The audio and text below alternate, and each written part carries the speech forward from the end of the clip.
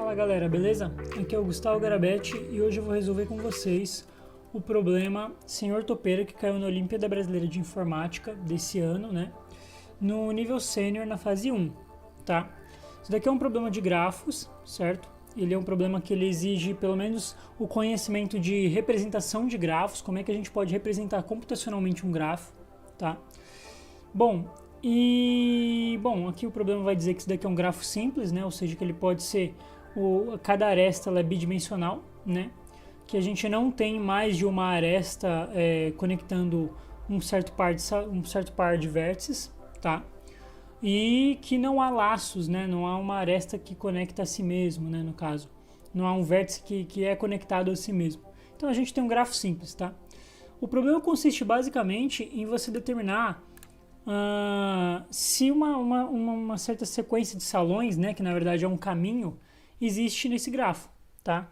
Então, por exemplo, aqui ele está dizendo um passeio composto pela sequência de salões 5, 3, 4, 3, 2 é possível, ou seja, você consegue caminhar por esses vértices transitando entre as arestas que os conectam, tá?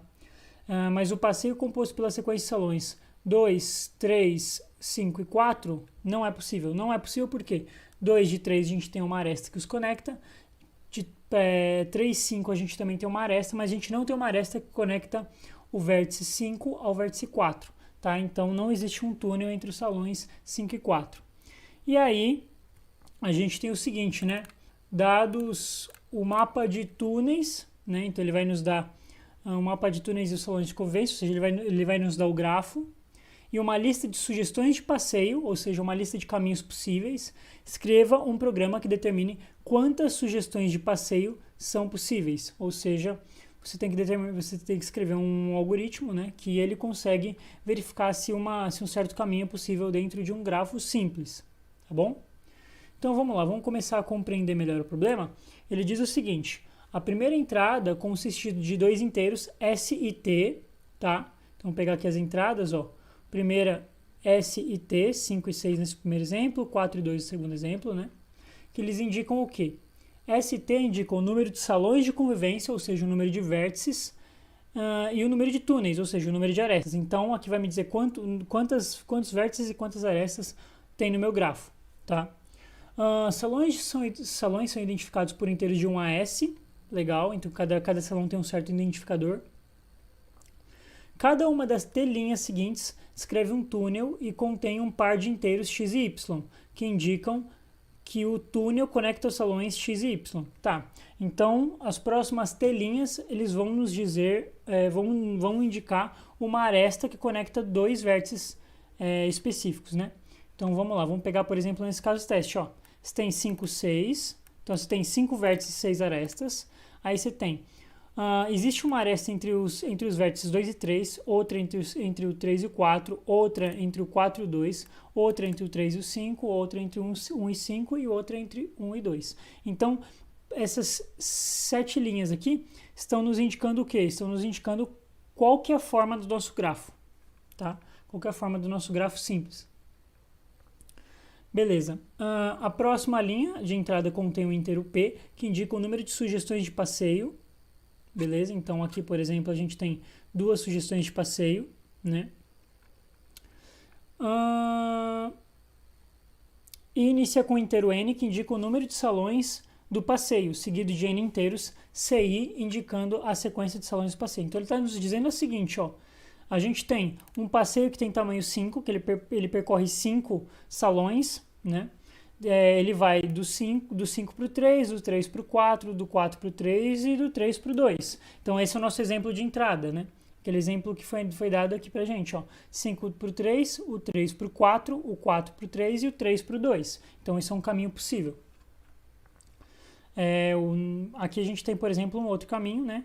6, 1, 2, 3, 5, 4, 2. Então a gente tem o 1 vai pro 2 e depois pro 3. 1, 2, 3 é possível, um caminho possível. Depois a gente tem, ele vai pro 5, vai pro 4. Ó, 5 pro 4 não tem uma aresta, então isso não é um caminho possível, tá? Então o problema consiste disso, basicamente. A gente vai criar um grafo computacionalmente e vai verificar se um certo número de caminhos é possível. Então vamos lá, dito isso, né, vamos começar a resolver o problema. Então, vou abrir aqui um arquivo novo, certo? Vou chamar ele de topeira.cpp, né? Vamos lá, primeiramente vou colocar a biblioteca que a gente usa com maior frequência aqui, né?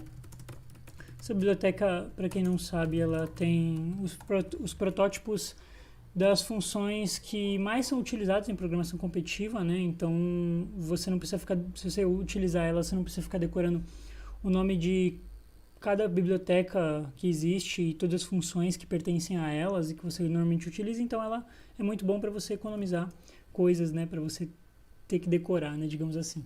Então, vamos lá. Você tem aqui dois inteiros S e T, né?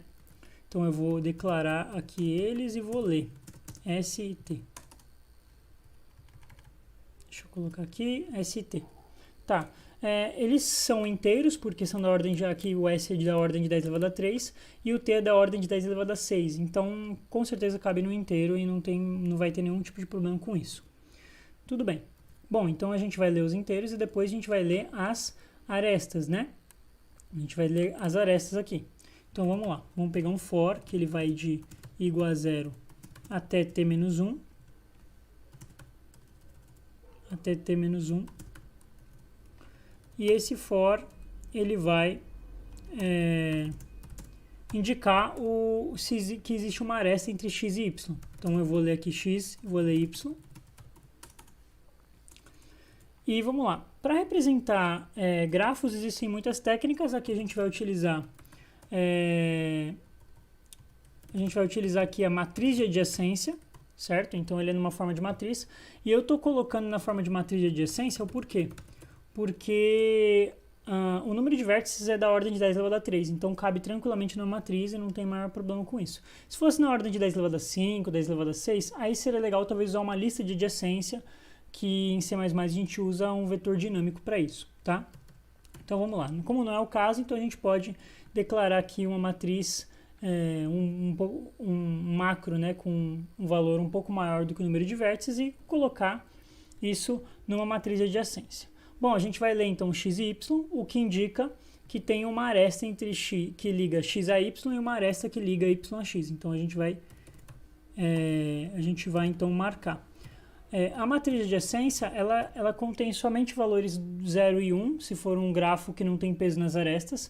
1 é que existe uma aresta ligando x e y, e 0 é que não existe uma aresta ligando x e y. Tá?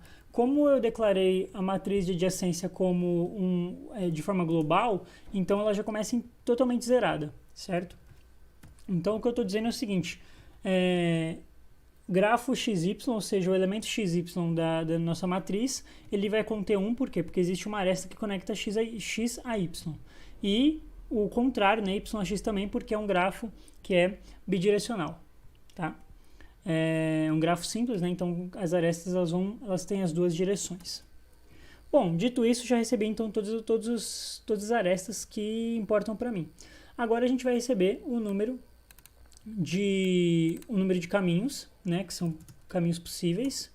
Deixa eu ver aqui.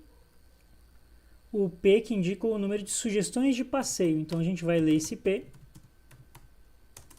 Recebemos o P. O P, ele também é da ordem de 10 elevado a 3, então está tranquilo também.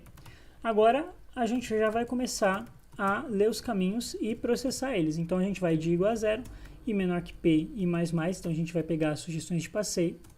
E aqui eu já vou começar, assim que eu já recebo um caminho, já vou processar ele e determinar o número, vou determinar se esse caminho é possível ou não no meu grafo, tá?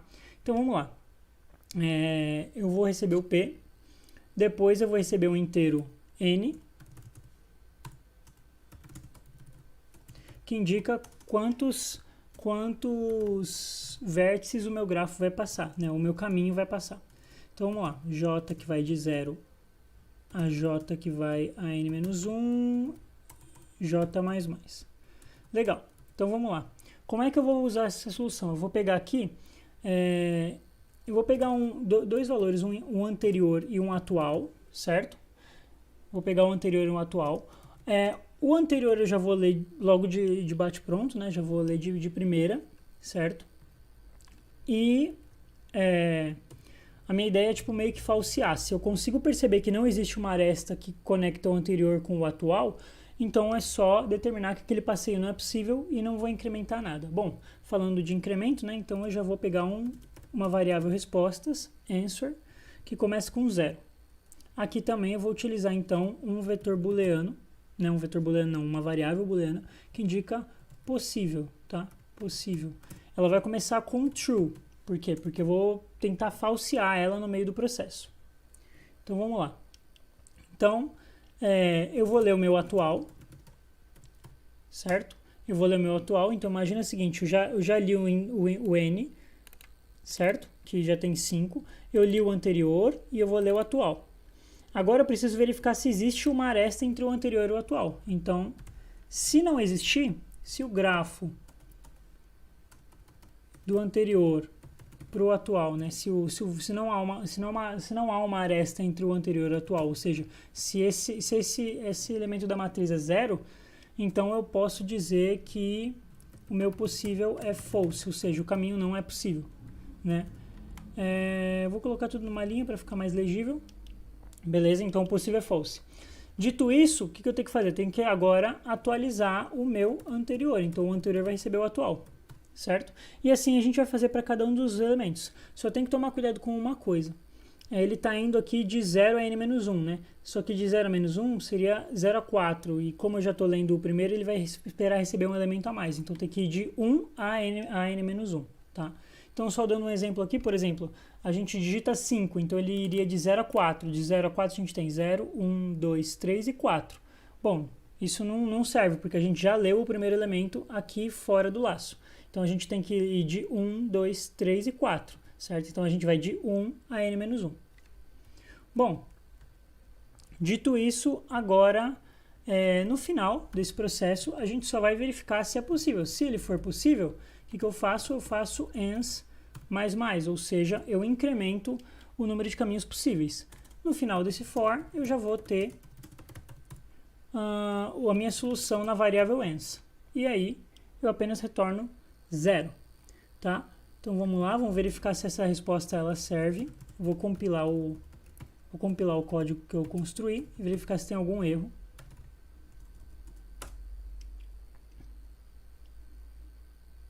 Compilando então.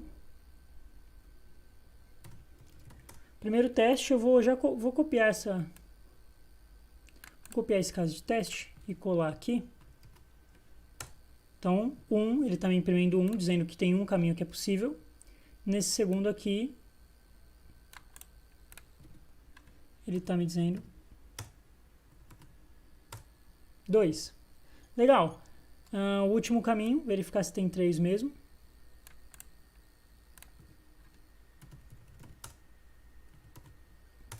3. Legal, então ele funcionou para cada um dos casos teste e eu só vou copiar minha solução. Então vamos lá, vou copiar e submeter na plataforma. Aqui eu vou submeter no Neps Academy. Então eu tenho aqui minha solução, vamos verificar. Está tudo certo.